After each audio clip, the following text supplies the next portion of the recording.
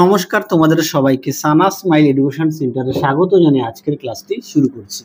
আজকে তোমাদের সঙ্গে আলোচনা করব তোমরা যারা ষষ্ঠ শ্রেণীর দ্বিতীয় পর্বে মূল্যায়ন পরীক্ষা দেবে তোমাদের জন্য রায় ও মার্টিন প্রশ্ন বিচিত্রা থেকে আজকে সমাধান করব ষষ্ঠ শ্রেণীর পরিবেশ ও বিজ্ঞান বিষয়ে মডেল নাম্বার 5 অর্থাৎ 5 নম্বর স্কুলের যে সমস্ত ছোট ও বড় প্রশ্নগুলি আছে তার সমস্ত প্রশ্নের উত্তরের সমাধান করে দেখাবো। চলো দেরি না করে মূল বিষয়ে যাওয়া যাক। প্রথমে দেখো আছে একে সঠিক উত্তরটি নির্বাচন করে লেখো। এক দাগে আছে উদ্ভিদের বৃদ্ধি মাপার যন্ত্রের নাম হলো, উত্তরটা হবে অক্সানোমিটার, অপশন বি। দুই দেখো তড়িৎ প্রবাহের একক হলো, সঠিক উত্তর হবে অ্যাম্পিয়ার, অপশন এ। পরবর্তী দেখো 3 আছে প্রাকৃতিক গ্যাসের প্রধান উপাদান হলো মিথেন, অপশন এ। 4 দেখো স্টেনলেস স্টিল তৈরি করতে লোহার সঙ্গে ব্যবহার করা হয় ক্রোমিয়াম, অপশন সি। 5 দেখো মানুষের হৃদস্পন্দন মিনিটে 72 বার, অপশন সি। 6 দেখো আমাদের কনুইতে আছে হিঞ্জ সন্ধি, অপশন বি। 7 দেখো এসআইতে ওজনের একক হলো, সঠিক উত্তর হবে নিউটন, অপশন সি। পরবর্তী প্রশ্ন দেখো কি আছে 2 দাগের শূন্যস্থান পূরণ করো। একে আছে ড্যাশ রক্তকে জমাট বাঁধতে সাহায্য করে, উত্তরটা লিখবে অনুচক্রিকা। 2 দেখো অস্থিসন্ধি একে অপরের সঙ্গে লিগামেন্ট দিয়ে যুক্ত থাকে। 3 দেখো তরলের আয়তন মাপতে আমরা আয়তনী ব্যবহার করি। 4 দেখো দৈর্ঘ্য হলো একটি মৌলিক রাশি। পরবর্তী দেখো কি আছে 5 দাগের বক্সাইট হলো অ্যালুমিনিয়াম এর প্রধান আকরিক। 6 দেখো বেলে পাথর একটি পারলিক শিলার উদাহরণ। 7 দেখো 10% সূত্রের প্রবক্তা বিজ্ঞানী লিন্ডেম্যান।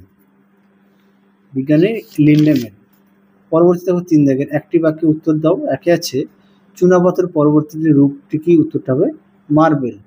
পরবর্তী দেখো কি আছে 2 দাগের লোহা ছাড়া অন্য একটি চৌম্বক পদার্থের নাম লেখো, উত্তরটা হবে নিকেল। 3 দেখো ফড়িং কোন শ্রেণীর খাদক, উত্তরটা লিখবে প্রথম শ্রেণীর খাদক। 4 দেখো একটি অনবীকরণযোগ্য শক্তির উদাহরণ হলো, উত্তরটা লিখবে কয়লা। পরবর্তী দেখো 5 ট্রফিক লেভেল কি, উত্তরটা দেখো দেখে নাও। ট্রফিক লেভেল এখান থেকে এই পর্যন্ত লিখবে। পরবর্তী প্রশ্ন দেখো 6 দাগের ধমনী দিয়ে কি ধরনের রক্ত প্রবাহিত হয়, উত্তরটা লিখবে বিশুদ্ধ রক্ত। 7 দেখো ভিটামিন সি এর অভাব হলে আমাদের শরীরে কি সমস্যা দেখা যায়, উত্তরটা লিখবে মাড়ি ফোলা ও ফেটে রক্ত পড়া। পরবর্তী দেখো কি আছে 4 দাগের উক্তিটি সত্য না মিথ্যা লেখো। তোমাদের আগের ভিডিওতে আমরা ষষ্ঠ শ্রেণীর সেকেন্ড ইউনিট টেস্টের সমস্ত বিষয়ে সাজেশন দেওয়া আছে, তোমরা যারা এখনো দেখোনি আমাদের প্লে লিস্টে গেলে পেয়ে যাবে। 1 দাগের প্রশ্নের উত্তরটা হবে মিথ্যা, সঠিক উত্তরটি হবে 7টি। 2 দাগের প্রশ্নের উত্তরটা হবে মিথ্যা, 3 দাগের উত্তরটি হবে সত্য, 4 দাগের উত্তরটি হবে সত্য, 5 দাগের উত্তরটি হবে মিথ্যা, আর 6 দাগের উত্তরটি হবে মিথ্যা। পরবর্তী দেখো বাম স্তম্ভের সঙ্গে ডান স্তম্ভ মেলাও। একে আছে লালারস, এটা হবে ডি লাইসোজাইম। 3 আছে লোহিত রক্তকণিকা হবে এ অক্সিজেন। 3 আছে উৎপাদক হবে ই সবুজ উদ্ভিদ। 4 আছে ভর হবে বি তুলাযন্ত্র। 5 আছে পেট্রোলিয়াম হবে এফ অর্থাৎ জীবাশ্ম জ্বালানি। পরবর্তী দেখো কি আছে 6 দাগের সংক্ষিপ্ত উত্তর দাও। একে আছে ঝামা পাথরের ছিদ্র দেখা যায় কেন, দেখো উত্তর দেখে নাও। প্রশ্নের উত্তরটি তোমরা এখান থেকে এই পর্যন্ত লিখবে, দেখে নাও। তোমাদের আগের ভিডিওতে সাজেশন দেওয়া আছে সেকেন্ড ইউনিট টেস্টে, তোমরা যারা এখনো দেখোনি আমাদের প্লে লিস্টে গেলে পেয়ে যাবে।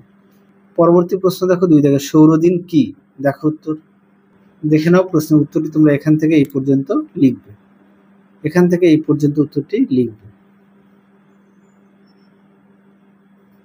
পরবর্তী দেখো 3 দাগের খাদ্য শৃঙ্খলটি সম্পূর্ণ করো। ঘাস, এটা হবে ফড়িং, এটা উত্তরটা ব্যাঙ, ব্যাঙের সঙ্গে সাপ, সাপের সঙ্গে ময়ূর। 4 দেখো ঘাস খায় ফড়িং, ফড়িং খায় ব্যাঙ।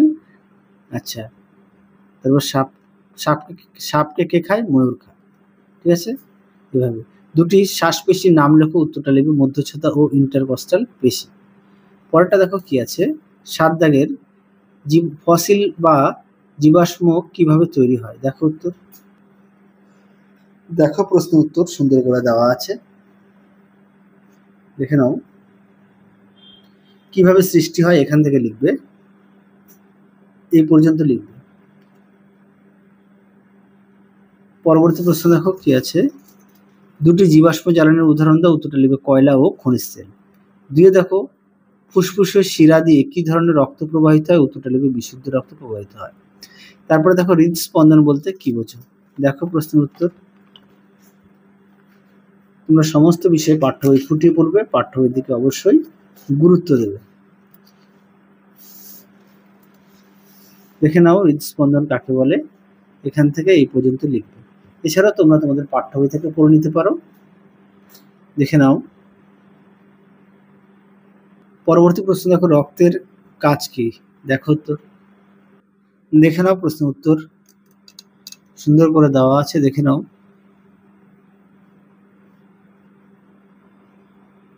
দেখে নাও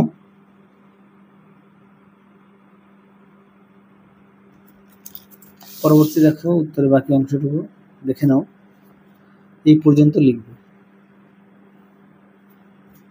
পরবর্তী দেখো কি আছে, 3 দাগের বাঁধের তলদেশে সবসময় চওড়া করা হয় কেন? দেখো উত্তর। দেখে নাও উত্তরটি এখান থেকে এই পর্যন্ত লিখবে।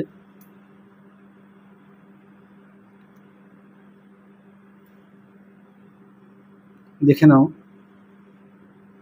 পরবর্তী প্রশ্ন দেখো, দেশলাই কাঠি বারুদের দিকটা বাক্সের গায়ে ঘষলে আগুন জ্বলে ওঠে কেন? উত্তরটি লিখবে দেশলাই বাক্সের দুপাশে বারুদের খড়খড়ে প্রলেপ দেওয়া থাকে সেই কারণে। পরেরটা দেখো, ঢাক বাজলে কোন শক্তি কোন শক্তিতে রূপান্তরিত হয়? উত্তরটি লিখবে যান্ত্রিক শক্তি থেকে শব্দ শক্তি রূপান্তরিত হয়।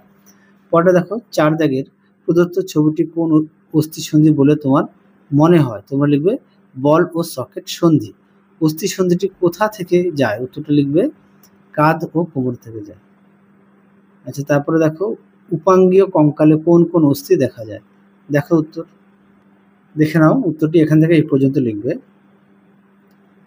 তাহলে চলো আজকের মতো এখানেই সমাপ্ত করছি, আবার দেখা হবে খুব শীঘ্রই তোমাদের পরবর্তী ভিডিওতে। তোমরা সবাই সুস্থ থেকো, ভালো থেকো। আজকের মতো টাটা।